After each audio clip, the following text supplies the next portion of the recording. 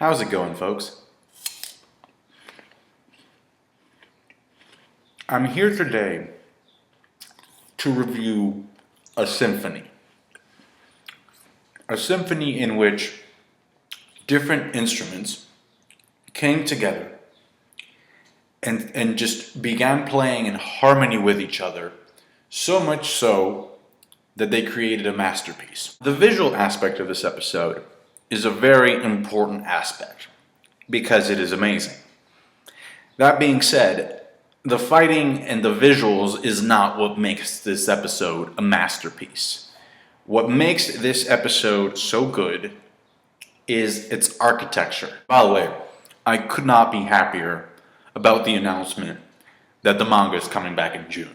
Because Togashi is able to do this thing where he balances out all these different elements of storytelling, so much so that he doesn't let one element overshadow any of the other ones. Like in this fight, right? You saw the physical aspect of the fight, you saw the ideological aspect of the fight, you saw the mental aspect of the fight, you saw the strategy part of the fight, which is a derivative of the mental part. And they all come together, to form this holy grail of an episode. And I'll give you an example.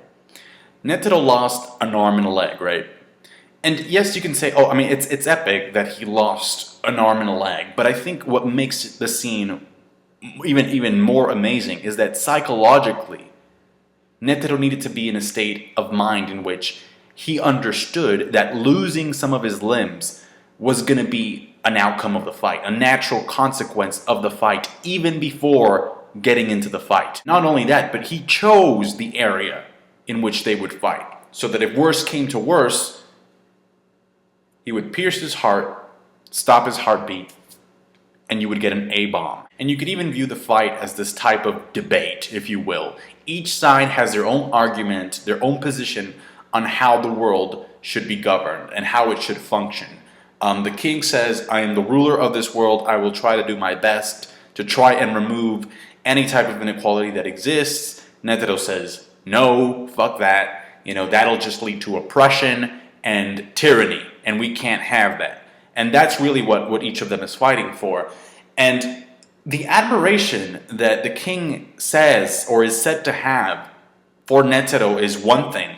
But how many people actually acknowledge, like when they're fighting, when they're going fisticuffs, how many people actually have the balls to verbally say, this is a magnificent attack. You, as of right now, you have my respect. How many fights have we seen in which people just don't say that shit?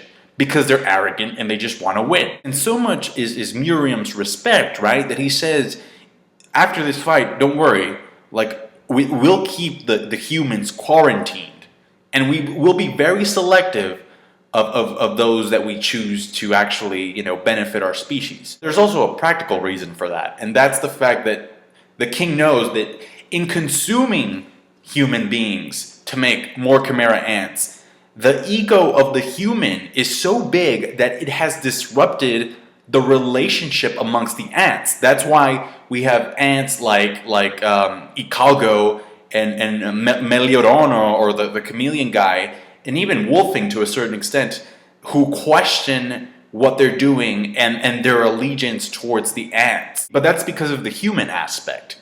Because humanity is such a complex thing that it allows us to question our allegiance and our association with people that are giving orders or instructions. The fact that the queen chose the humans for their nutritious value and the power of Nen that they had, we can already begin to see that backfiring on the ants themselves. In regards to foreshadowing, we got two major things.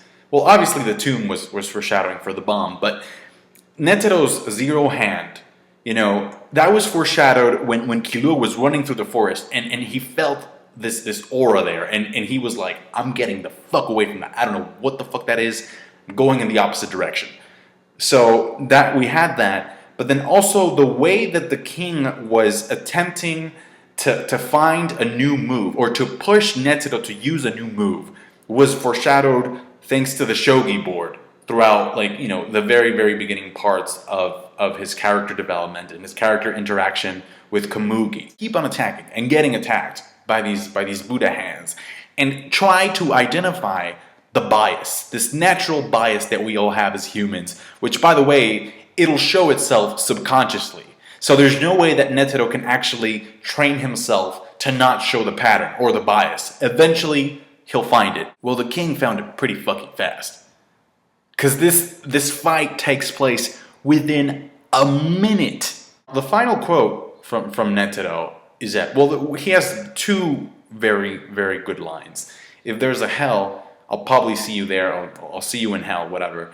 And then the other one is, you understand nothing of humanity's infinite potential for evolution. Now, people told me that that was a mistranslation, that in the manga, and I actually saw the manga panel, it said, you know nothing about the infinite potential for human malice. So I was really glad that I was able to read both quotes, just because, well, first of all, it's amazing how just changing one word in a sentence gives you like a totally different meaning, right?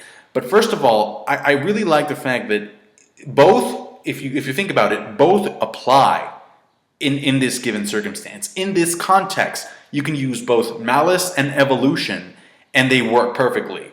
Why? Because the attack is totally a reference to the atomic bomb. The atomic bomb, when it was invented and used, was a technological advancement that had never been seen before, ever. So in that sense, you could take the evolution aspect of it, in that this is some type of progress. However, the flip side of that is the amount of harm and damage and destruction that this type of evolution caused. It just depends on the way that you want to spin the scene. You know, if you want to end the episode on a hopeful note, you can put evolution. If you want it to end on a darker note, then malice makes perfect sense, because there is corruption within human nature that tends to fuck other people over. And so Netero went out, but not before giving the king the finger. Now, I'm not so sure if the king is dead.